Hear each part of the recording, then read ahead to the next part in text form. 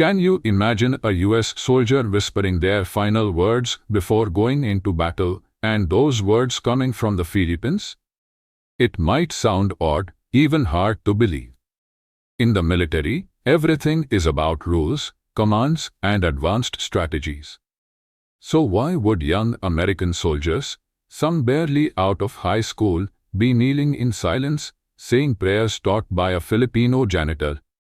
Not just repeating them, but truly feeling them, using them as emotional protection in the darkest parts of war. But that's exactly what began happening at a quiet training site in the Arizona desert. Before intense drills or live-fire exercises, soldiers would gather in a circle. Before loading their weapons, they would close their eyes, breathe deeply, and pray. Not prayers taught by a general or a counselor, but by Rudy, a janitor. Captain Elias Moretti never believed in spiritual science. He trusted strategy, survival, and staying emotionally shut off.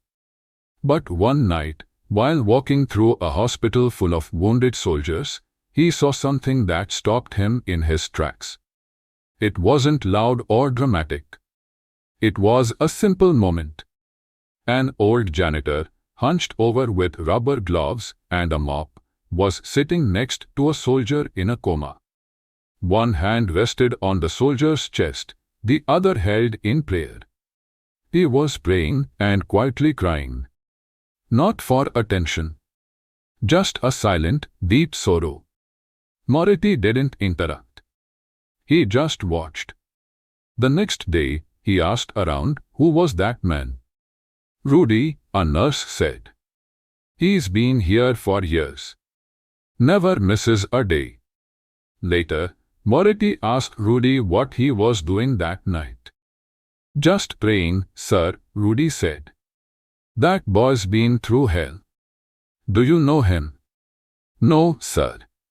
But he's a soldier." That's enough. That answer stuck with Moretti. The humility, the loyalty to someone he didn't even know, it hit hard. Moretti and Rudy started talking during quiet moments. Rudy shared stories, not about himself, but about his home in the Philippines. Stories of kindness, community, and hope. And one message always came through: faith. Not strict religion. Just the belief that something good always survives, even in the worst times. Eventually, Moretti invited Rudy to talk to some of the younger soldiers. It wasn't a lecture. Just a few quiet stories and a short prayer. At first, only a few soldiers showed up. They expected a boring pep talk. But instead, they got Rudy, humble, kind, real.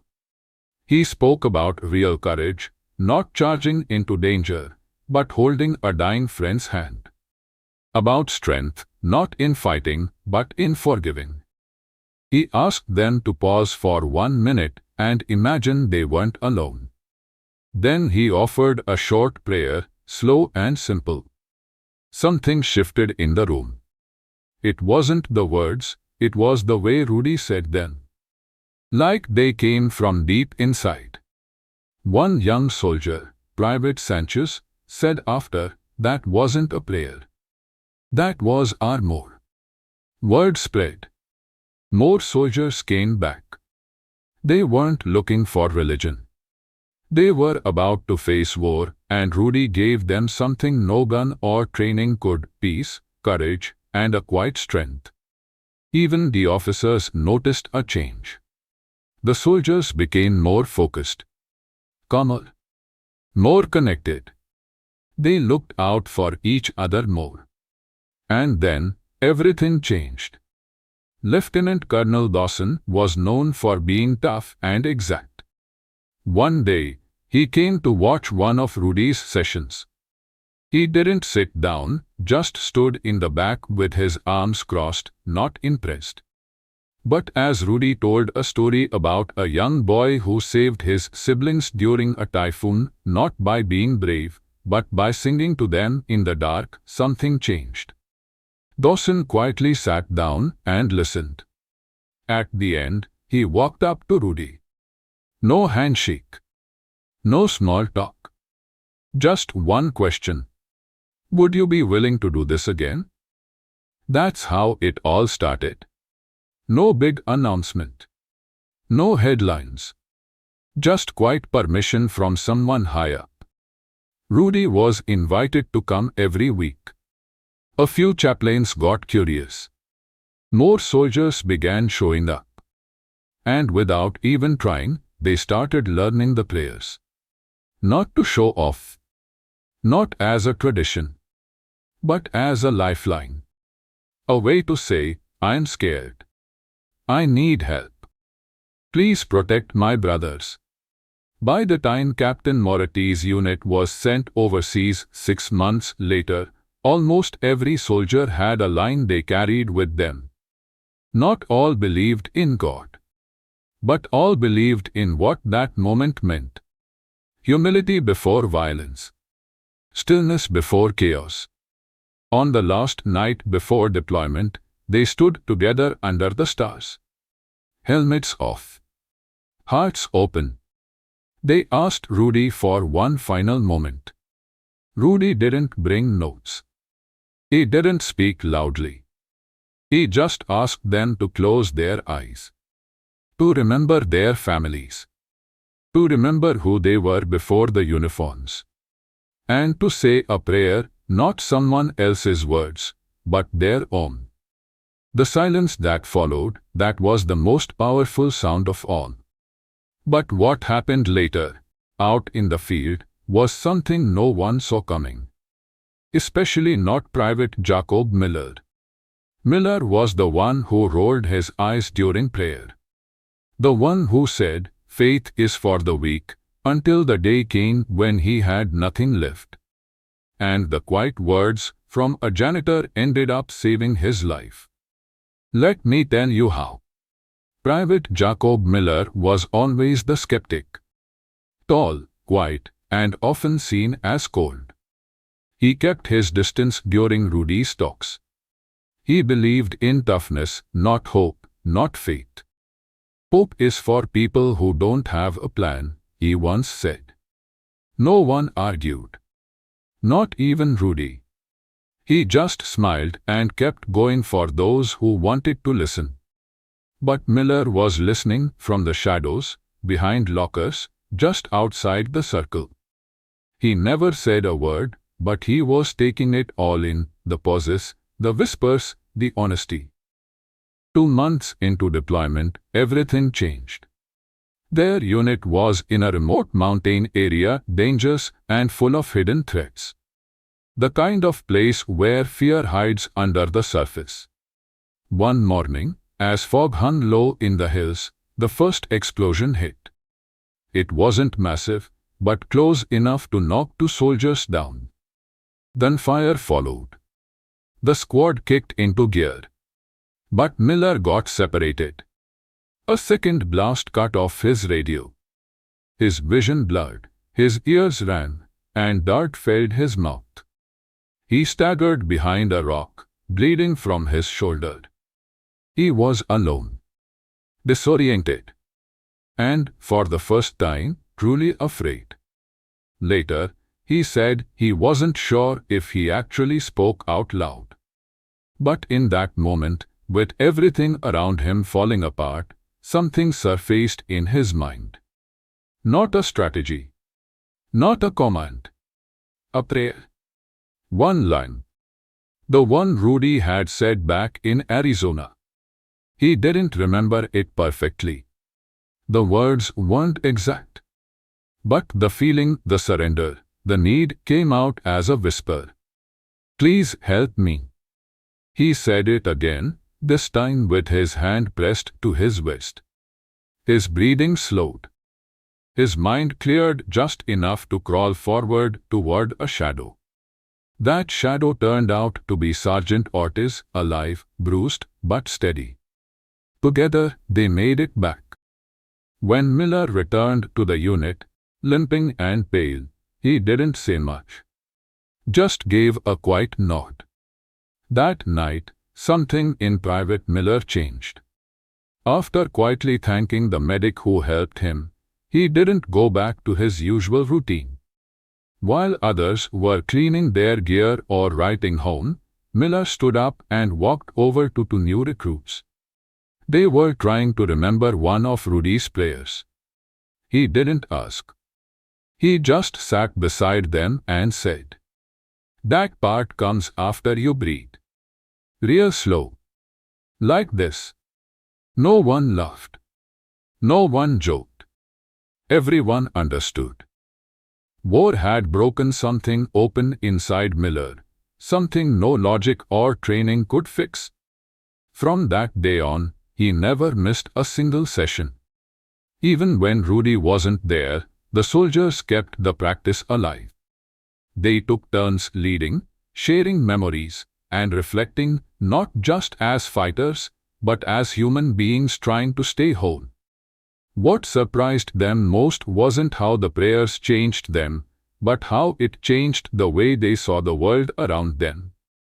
In villages where they'd once been taught to expect danger, they started noticing small, human things: a child waving from behind a fence, an old woman offering water, a young boy holding his father's hand and looking at them with curiosity, not hate. Their hearts didn't get softer, but they stayed open, awake. Commanders started noticing, too. Reports showed something different about this unit. These weren't religious soldiers. Most had started off skeptical. But now they were showing stronger teamwork, fewer arguments, more emotional stability, and less panic during combat. They were still afraid, but they carried fear differently. As one senior officer wrote, "There's a kind of discipline that doesn't come from obedience. It comes from meaning." These soldiers aren't just following orders. They're fighting with something sacred in their pockets. Back in Arizona, Rudy kept showing up. He never asked for credit. Never called himself a mentor. But somehow, he knew what was happening across the world. One day, a letter arrived. No return address, no military stamp. Just one line, written in shaky handwriting. "I found myself today in the middle of nowhere. And I wasn't alone." Rudy smiled. He knew it was from Miller.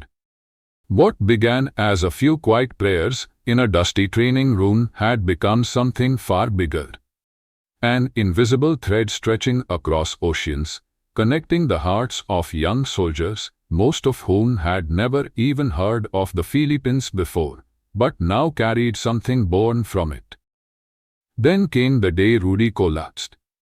It was sudden. He had just finished a shift at the hospital.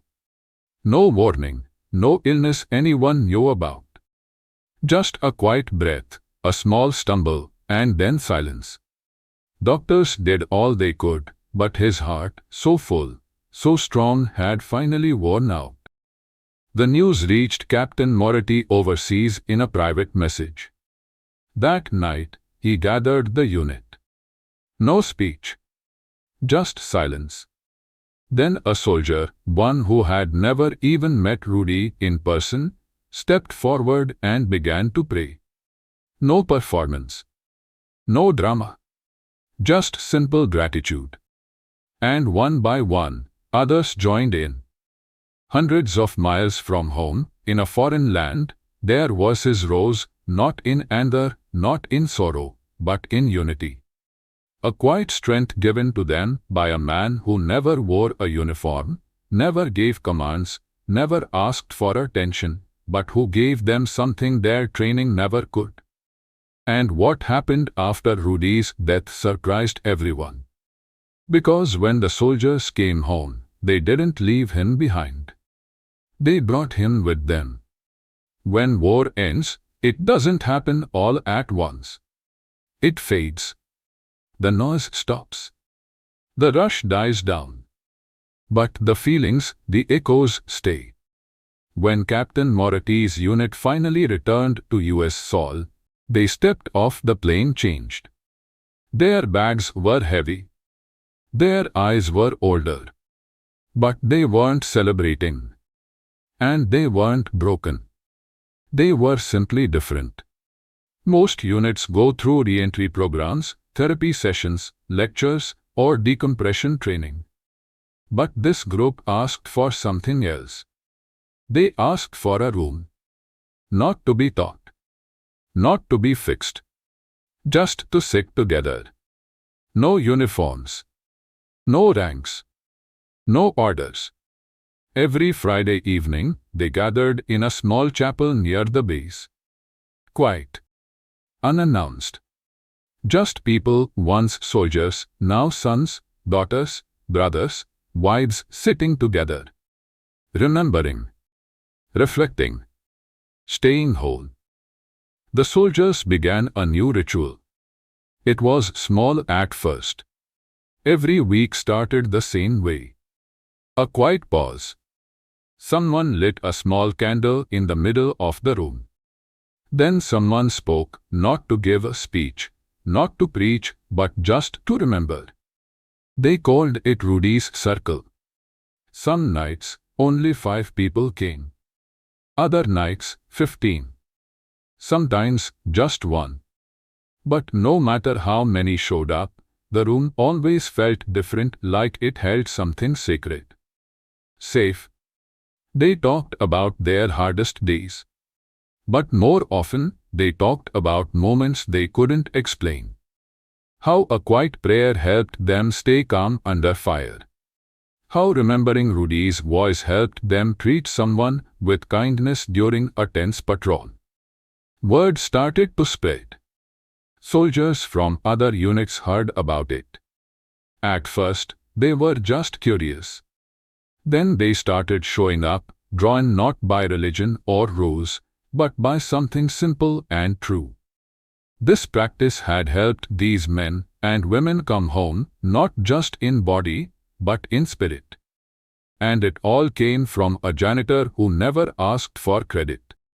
One evening, the base commander, General Hadley, quietly attended. He didn't introduce himself. He sat in the back, arms on his knees, head slightly bowed. When it ended, he said nothing. But the next week, something new happened.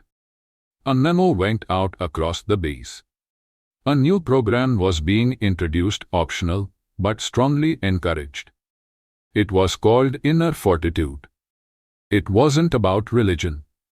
It was about story sharing, quiet reflection, and small group prayer for anyone who wanted it. It was inspired by Rudy's values: humility, compassion, connection. And then came something no one expected. They wanted to include Filipino culture, not to make it seem exotic, but to honor it. They invited Filipino American veterans to help. They didn't just share prayers. They brought songs sung during storms, lullabies hummed during blackouts, and stories of strangers showing kindness after disasters. The goal wasn't to teach faith. It was to remind everyone, soldier or not, that courage can come in many forms and many languages. Eventually, Rudy's story spread beyond the military. A local news station ran a short segment. The janitor who helped his soldiers. It aired once. Then it went viral. Emails poured in. One mother wrote, "I lost my son in the war. But knowing someone like Rudy was there, it helps me breathe a little easier." From Manila, a woman named Teresa, Rudy's sister, saw the video online. They hadn't spoken in years. Life had pulled them apart. But when she saw soldiers lighting a candle in her brother's name, she cried. "He never wanted attention," she wrote in a letter to Captain Moretti, "but now the world is seeing who he really was." Moretti kept that letter in his breast pocket. Months later, he was invited to speak at a military conference. He rarely spoke in public. But this time, he did. Not about battle plans or leadership tactics. He spoke about Rudy. About unseen burdens. About how a man with no medals, no rank, taught a generation of warriors what it means to be human again. When he finished, no one clapped right away. There was just silence. Then someone in the back stood and said quietly, "Thank you, Rudy." More voices joined in. Soldiers, medics, generals, chaplains. Many had never met Rudy. But they felt what he left behind. The ripple didn't stop. A year after Rudy passed, a small plaque was placed inside the Arizona-based chapel. It didn't say much, just a name. Rodolfo C. Villanueva. For reminding us that strength begins with grace. People still walk past it every day. Some stop. Some don't. But those who know, those whose lives he touched, pause. Sometimes they place a hand over their heart. Sometimes they close their eyes. And maybe, just maybe, they whisper a prayer. Not for victory, but for peace. Because sometimes the strongest warriors are the ones who kneel first. But this story isn't over. Because something beautiful happened in the Philippines too. After they found out what Rudy had done overseas. This next part of the story takes place far from Arizona, across the ocean, in a quiet village in the Philippines. Would you like to hear it? Let me take you there. Thousands of miles away, in a small barangay near Lucban, Quezon, word began to spread. At first, it was just a whisper. A churchgoer mentioned something she heard from her cousin in California. A tricycle driver said he saw a clip on Facebook. "They're talking about Rudy," he said. "From our town." At first, no one believed it. How could it be? A janitor from their quiet, forgotten village, the boy who left decades ago to find work in the US, was now the reason American soldiers were praying. But then, the videos came. They saw them. The circle of soldiers. The candlelight.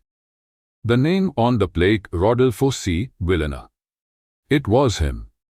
The boy who once swept the steps of the old parish church. The son of the woman who led dawn rosaries. The quiet one who left and never came back. He hadn't disappeared. He had become something more. Father Ernesto, the local priest, was one of the first to respond. He remembered Rudy well, the thin, soft-spoken boy who always stayed behind after Mass to help clean the pews. When he saw the story, he wept. "He was always gentle," he said during Sunday homily, his voice shaking. "But I never imagined his gentleness would one day teach warriors how to be whole." The community decided they had to do something, not for fame, but for remembrance. At the edge of the town, there was an old prayer chapel, once used by farmers to rest and pray during harvest season. It had fallen into disrepair. They rebuilt it. Not grand. That wasn't Rudy's way. No gold. No marble. Just wood, stone, and wide open windows where the wind could pass through like whispered memories. They gave it a new name. Capilla ni Rudy, Rudy's Chapel. Inside, there's a bench, a kneeler, and a single candle that stays lit day and night. On the wall, they placed a simple message. For the man who showed that faith, no matter how small, can cross oceans and heal what war cannot. People began to visit. At first, just to see. Then, to sit. Some prayed. Son just dreamt. There were no priests, no sermons, just silence, and the feeling that something sacred had passed through that space. And now it belonged to all of them. One afternoon, a jeep stopped outside the chapel. A man stepped out, retired now. His hair graying, face marked by years of service. It was Captain Elias Moretti. He had come to see where it all began. He entered the chapel quietly, removed his cap, sat on the bench.